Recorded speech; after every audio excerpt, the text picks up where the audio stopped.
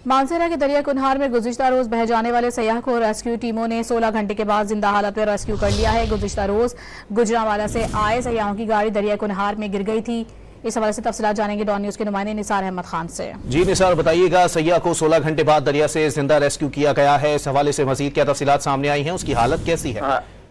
इस तरह जी कि ये जो सयाह है, ये गुज़िश्ता रोज जो है ये दरिया कुनहार में एक गाड़ी गिरने से 4 दोस्त जो थे वो दरिया में गिर गए थे।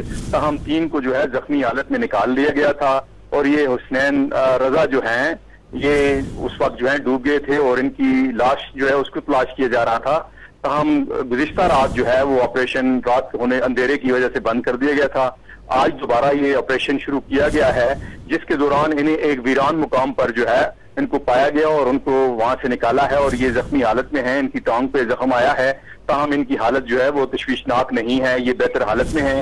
और ये पुलिस का कहना है कि ये रात भर जो है ये उस मुकाम पर पड़े रहे हैं। बहुत शुक्रिया निसार।